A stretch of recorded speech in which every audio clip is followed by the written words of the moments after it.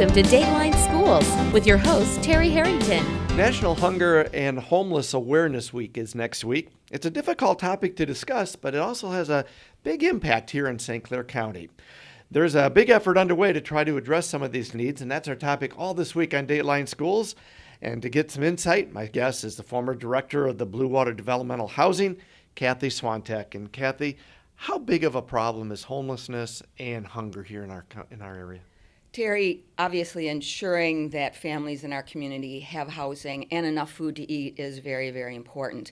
I would say that in terms of housing in St. Clair County, we're managing it. We have a number of nonprofits that are there to support people, but we want to prevent it. We want to make sure that people don't have to go to shelters, aren't out in the elements, and to get them housed as soon as possible. The state of Michigan calls that housing first. That's the most important thing for our families. We haven't gotten there yet, but we have a strategic plan to move us in that direction.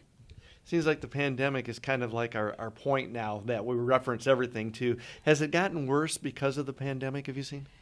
That's a very interesting question. During the pandemic, there was $7 million that came into our county as eviction diversion funding, which helped over 1,100 families, and Blue Water Community Action Agency was actually the recipient of that funding. And so for those 2 years, we were very successful in keeping people housed. That money is now gone. It will be gone by the end of October, November. And we're very concerned that with the loss of those dollars, people will begin to be evicted.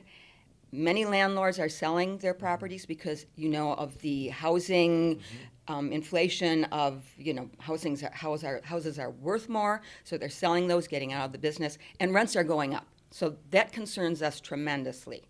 We think that there's going to be a big challenge in the upcoming months, especially during the winter months. We'll be back with more tomorrow. For Dateline Schools, I'm Terry Harrington.